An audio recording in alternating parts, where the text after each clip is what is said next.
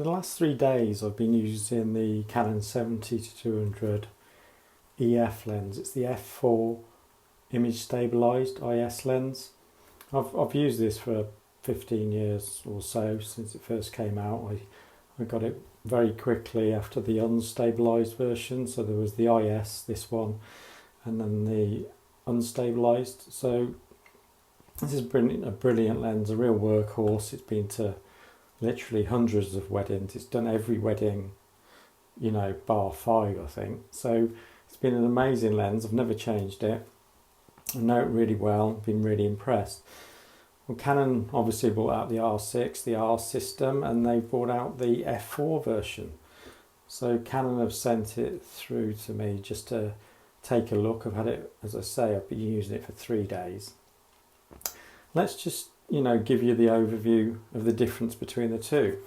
So one's got internal zooming. That's the EF lens. That means as you turn the zoom ring, everything's internal, so you don't get the lens extending at all.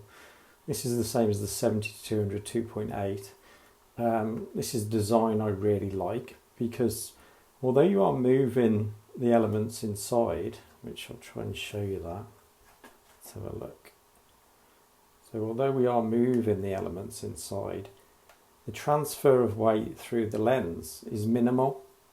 So when you're steady and you're taking a photograph and you're at 70mm and then you're suddenly at 200mm, it's not like the change in weight of the lens. You don't get any feel of difference in weight, so it doesn't destabilize you.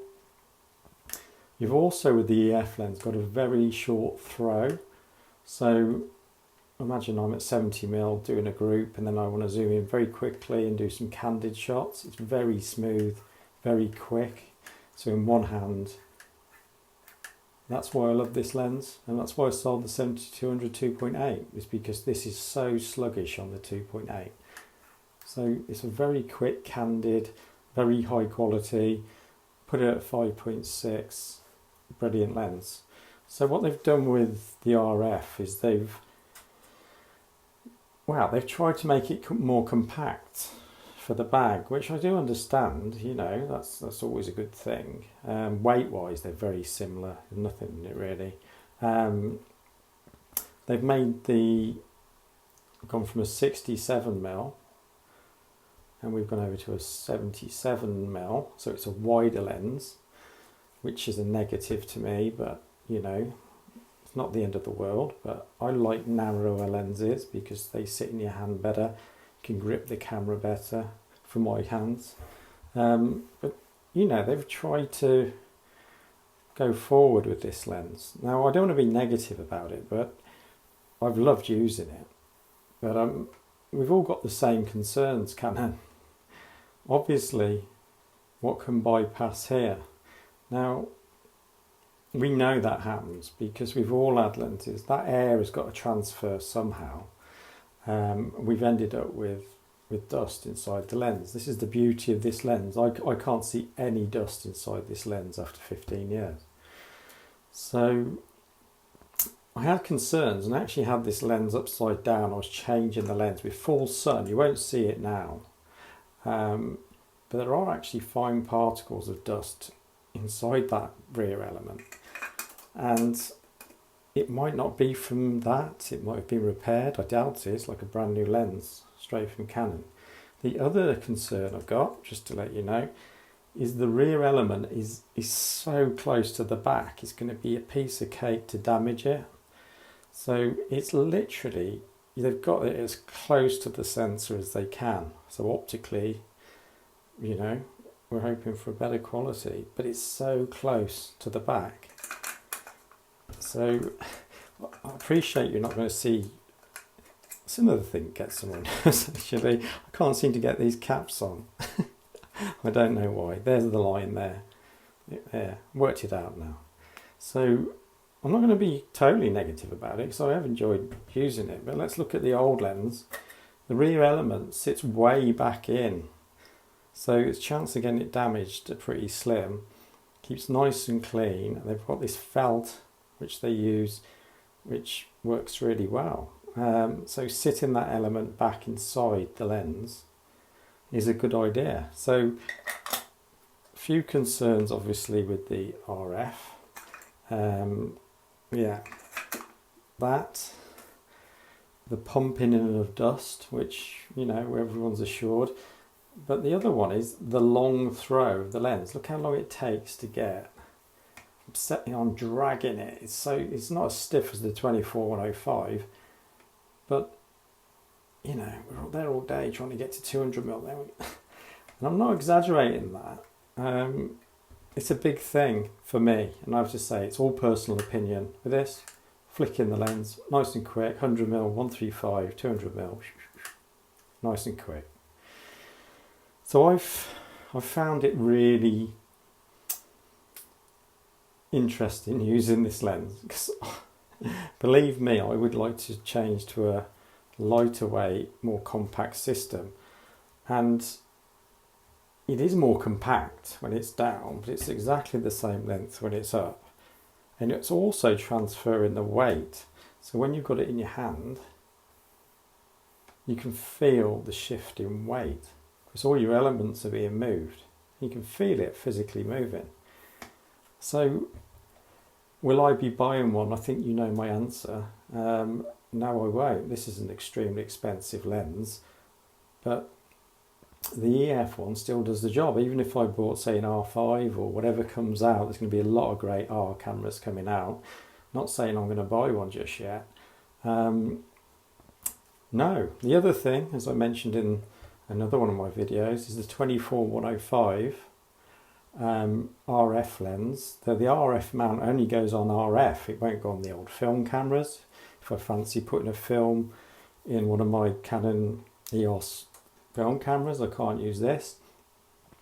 I can't use this for the FS system. I can't convert this to go on the 5D. So I mentioned this in my other videos, but Canon have got a real thing here, because they want to get everyone onto the RF, but the EF lenses are just so good. And mention it, but the 5D bodies are so good as well. So when you've made a system that is excellent, and then you're trying to beat it, obviously you're going to struggle. And I think they are going to struggle, because I can see the EF lenses are coming down. I've seen the price drop in them. I mean, it's quite significant recently, the 5D Mark IV and the EF lenses, but get yourself a decent copy.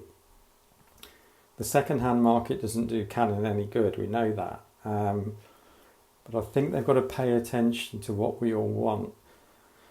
And it's very hard to do, if not impossible to do, what we all want. We want lighter weight systems, so we've got a full frame problem, if you like. We all want the full frame sensor, but we've got to have the image circle that covers that sensor.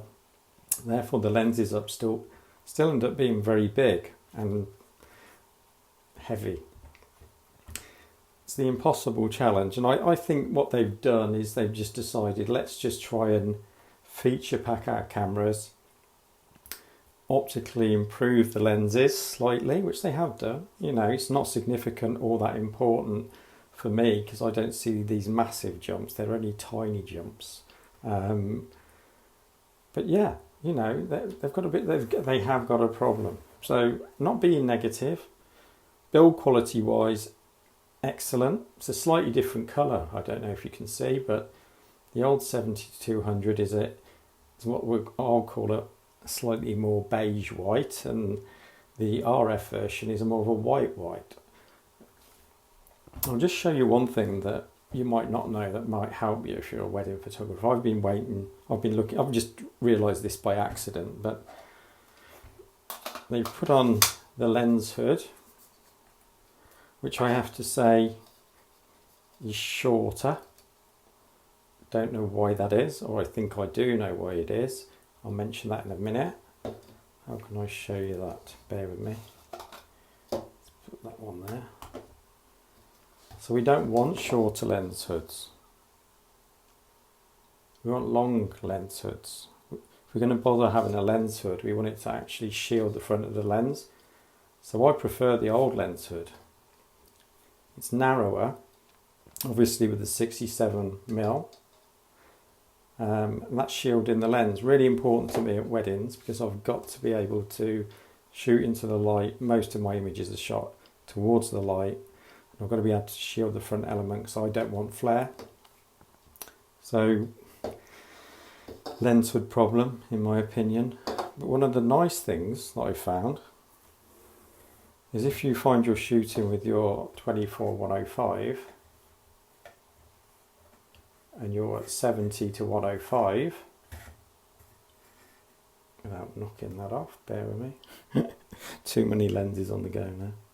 So, this lens hood,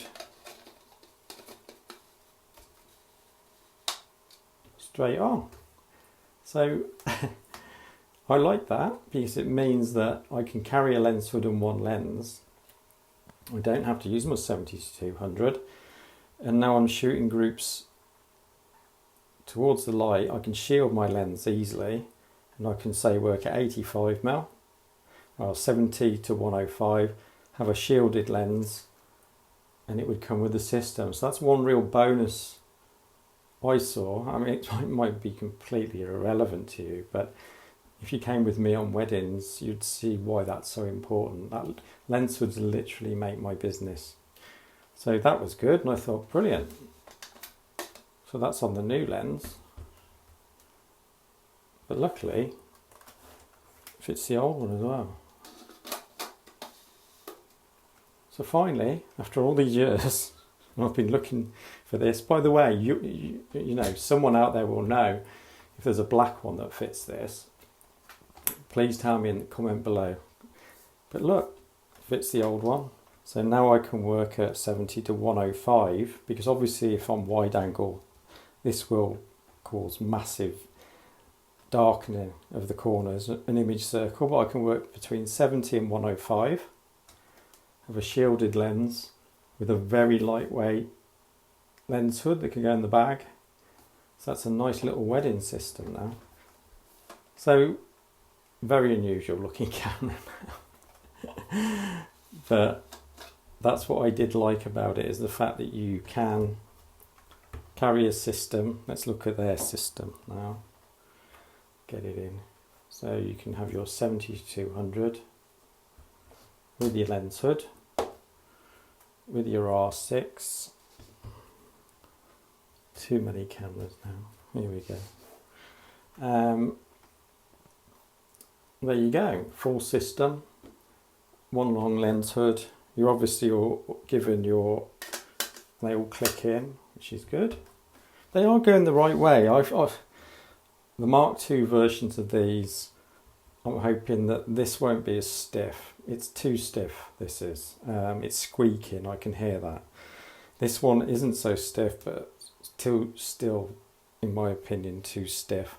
They might both loosen up, I haven't got a clue, but I've got to, if I shoot a wedding tomorrow, I don't want to be using stiff lenses. So that's your little system anyway. That would be an R6, 24-105. Your option to switch the lens hood over. So you can go in with one lens for your wedding, electronic shutter. It all adds up to be a brilliant system. So I'm not knocking this, what they're trying to do. They're trying to help us at the end of the day. Stabilisation's brilliant in this lens combined with the R6 stabilisation in that. But has it moved far enough away from a £250 camera? So at 250, this body's 2,400. So you can get this for 240, 2,400, 10 times the price. For me, you know, I have to make a living doing this. No, I can't justify that. Not fond of the viewfinder. If I had a better viewfinder, it'd be a different story, to be honest.